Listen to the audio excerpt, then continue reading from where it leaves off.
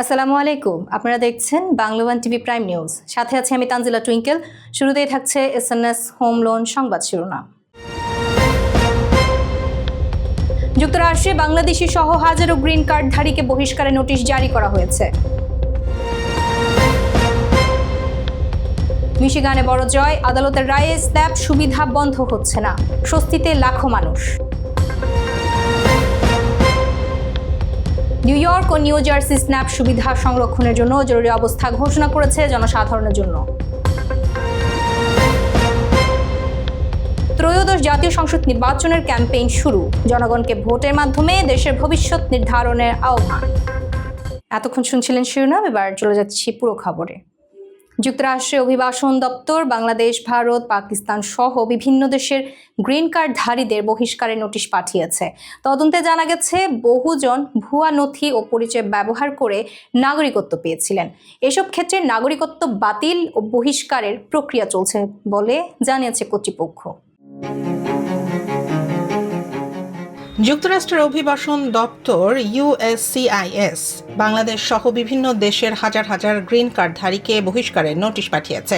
কর্তৃপক্ষের মতে এদের মধ্যে অনেকে মিথ্যা তথ্য, জাল নথি বা ভিন্ন পরিচয়ে স্থায়ী নাগরিকত্ব অর্জন করেছিলেন। দীর্ঘ তদন্তের পর এখন তাদের নাগরিকত্ব বাতিল ও দেশ ত্যাগের নির্দেশ দেওয়া হয়েছে।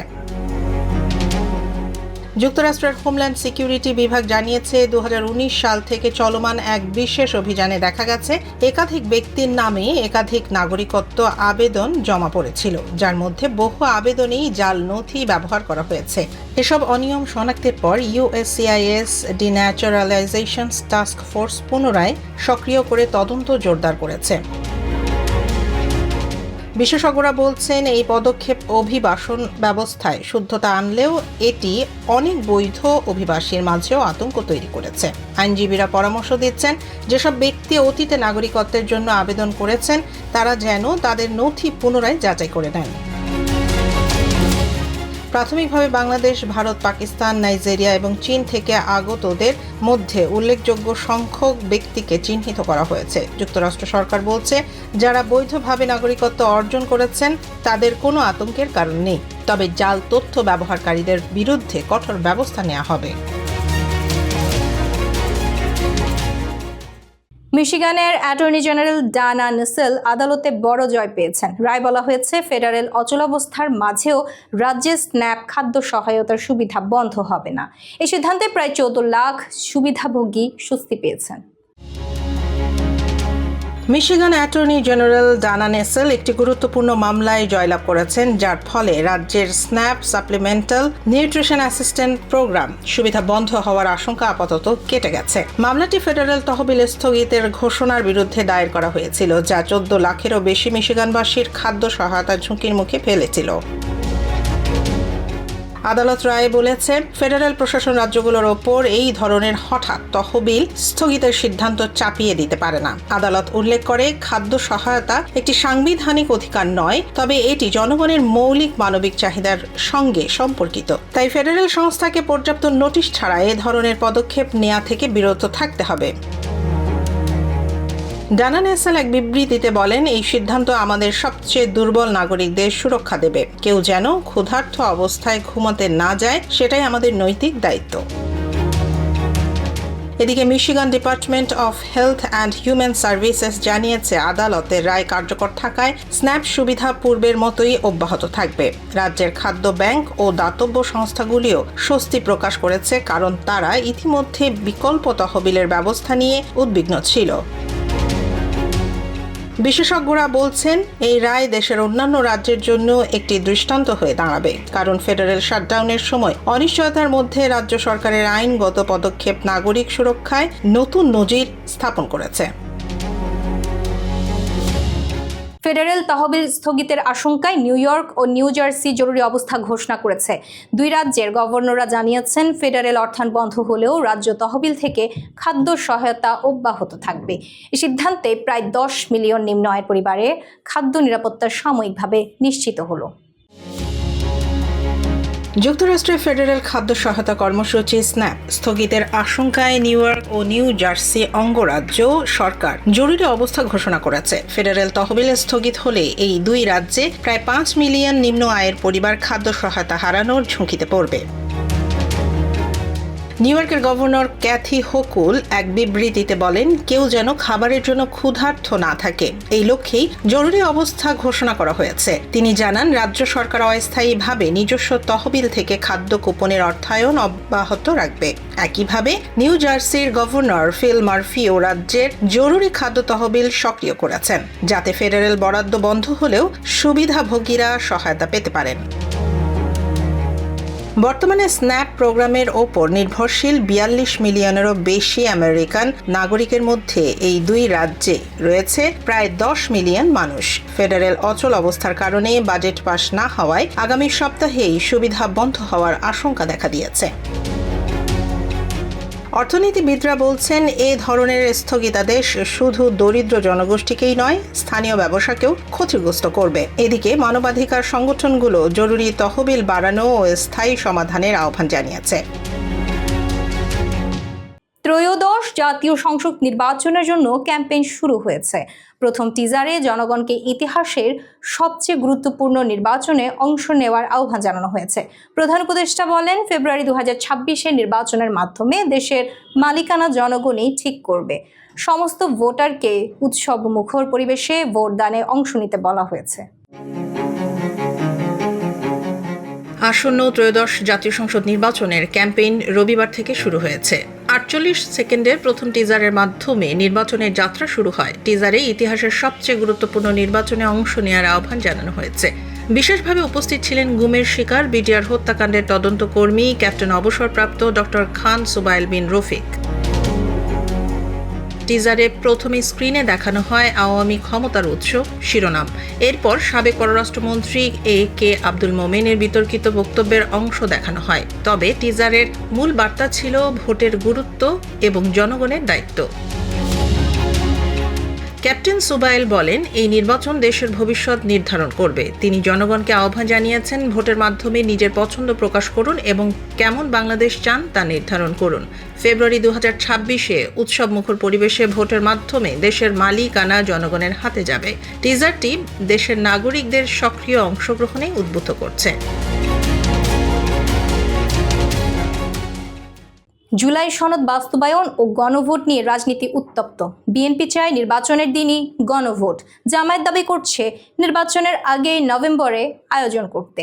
জাতীয় ঐকমত্য কমিশনের সুপারিশ নোট অফ ডিসেন্ট বাদ ও আদেশ জারির প্রশ্নে দলগুলো বিভক্ত। পরিস্থিতির রাজনৈতিক অস্থিরতা ও জনগণের মধ্যে উদ্বেগ বাড়াচ্ছে। সিদ্ধান্ত প্রধান উপদেষ্টার কাঁধেই। গণভোট এবং জুলাই জাতীয় সনদ বাস্তবায়ন নিয়ে দেশের রাজনীতি এখন উত্তপ্ত। বিএনপি ও জামায়াতের মধ্যে সময়সূচি নিয়ে তীব্র বিরোধ দেখা দিয়েছে। বিএনপি দাবি করছে জাতীয় নির্বাচনের দিনই গণভোট অনুষ্ঠিত হওয়া উচিত। দলটির মতে নির্বাচনের আগে গণভোট আয়োজন অযৌক্তিক এবং অবিবেচনাপ্রসূত। তারা বলছে, নির্বাচনের দিন গণভোটের মাধ্যমে জাতীয় ঐকমত্য ও সংবিধান সংস্কারের কাজ সম্পন্ন হবে। অপরদিকে জামায়াত এবং 7টি সমমনা ইসলামী দল দাবি করেছে জাতীয় নির্বাচনের আগে নভেম্বরে গণভোট আয়োজন করতে হবে। তাদের মতে জুলাই সনদের আইনি ভিত্তি নিশ্চিত করতে পূর্বে গণভোট প্রয়োজন। তারা নির্বাচন কমিশনের কাছে স্মারকলিপি দাখিল করেছে এবং প্রধান উপদেষ্টার কাছে অবিলম্বে আদেশ জারির আহ্বান জানাচ্ছে। জাতীয় ঐকমত্য কমিশনের সুপারিশে নোট অফ ডিসেন্ট বাদ দেয়ার বিএনপি অসন্তুষ্ট। নাগরিক ঐক্য ও এনসিপি এই বিতর্কের মধ্যে রাজনৈতিক দলগুলোর অবস্থানের বিষয়টি পর্যবেক্ষণ করছে।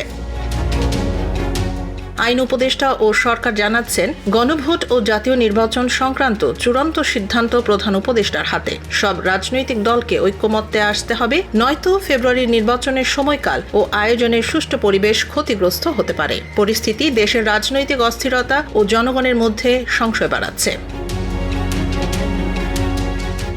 এবার ফিরছি বিনোদনের সংবাদ নিয়ে।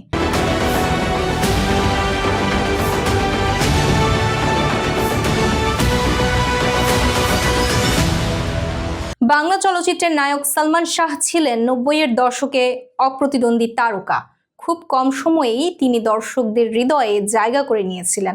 জানা যায় বলিউডের আমির খানের মতো অভিনয় গুণে এগিয়ে যেতে চেয়েছিলেন সালমান, তবে ভাগ্য সহায় হয়নি। অসমাপ্ত স্বপ্ন নিয়েই শেষ হয়ে যায় এক কিংবদন্তির জীবন। ছোট পর্দা থেকে বড় পর্দায় যাত্রা, এই পথটা সালমান শাহর জন্য ছিল যেমন সাহসের তেমনি স্বপ্নেরও। মডেলিং আর টেলিভিশন নাটক পেরিয়ে পরিচালক সোহানুর রহমান সোহানের নজরে পড়েন তিনি। সোহানের হাত ধরেই জন্ম নেয় কিয়ামত থেকে কিয়ামত, যে ছবির মাধ্যমে চিরদিনের জন্য মানুষের মনের জায়গা করে নেন এই কিংবদন্তি নায়ক। কিন্তু কমই জানা যায়, সালমান শাহর প্রথম ছবি ছিল ভারতের ব্লকবাস্টার কিয়ামত সে কিয়ামত এর কপিরাইট থেকে তৈরি। এ নিয়ে তাকে শুনতে হয়েছিল নানা কথা। পরে এক সাক্ষাৎকারে তিনি স্পষ্ট করে বলেছিলেন, এটা কপি নয়, চ্যালেঞ্জ। আমির খান যেভাবে কিয়ামত সে কিয়ামত এ অভিনয় করে রাতারাতি তারকা হয়ে উঠেছিলেন, সেই জায়গা থেকেই সালমান শাহ নিজেই ভেতরে এক আত্মবিশ্বাস খুঁজে পান। তার ভাষায়, আমির খান যা করতে পেরেছেন আমি বিশ্বাস করি আমি তার চেয়েও ভালো কিছু করতে পারবো। নিজের স্টাইল, নিজস্ব অভিব্যক্তি আর পারফরমেন্স দিয়ে তিনি তা প্রমাণও করেছিলেন। কিয়ামত থেকে কিয়ামত সুপারহিট হয় আর সালমান শাহ হয়ে ওঠেন বাংলাদেশের তরুণদের স্বপ্নের নায়ক। মাত্র 4 বছরে 27টি চলচ্চিত্র অভিনয় করে বিদায় নিলেও আজ মৃত্যুর 29 বছর পরও সালমান শাহ যেন আরও জীবন্ত, আরও জনপ্রিয়, যেন এক নাম যা সময়কেও হার মানায়। শেষ করছি খেলার সংবাদ দিয়ে।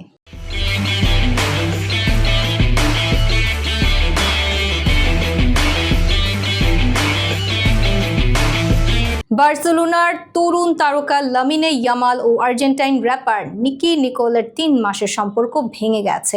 ইয়ামাল জানিয়েছে, সম্পর্ক ভাঙার পেছনে কোনো অবিশ্বাস বা প্রতারণা নয়, ছিল কেবল পারস্পরিক দূরত্ব। তবে সামাজিক মাধ্যমে চলছে নানা গুঞ্জন। নিকির নতুন বন্ধুত্ব নিয়েও শুরু হয়েছে আলোচনা।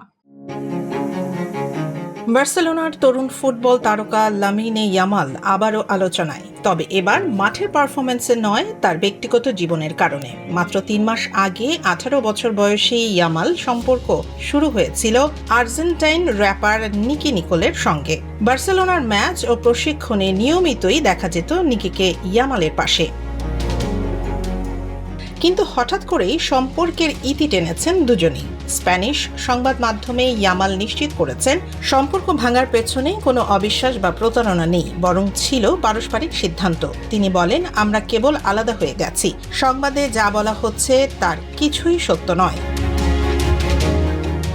তবু থেমে নেই গুঞ্জন। সম্প্রতি নিকি নিকোলকে দেখা গেছে বার্সেলোনার স্টেডিয়ামে রাফিনহা ও দানি ওলমোর পাশে বসে খেলা উপভোগ করতে। সামাজিক মাধ্যমে এখন প্রশ্ন, আবারও কি কোনো নতুন সম্পর্কের ইঙ্গিত দিচ্ছেন নিকি? ইয়ামাল কিন্তু আপাতত নীরব, মনোযোগ দিচ্ছেন কেবল মাঠে ফেরার প্রস্তুতিতে।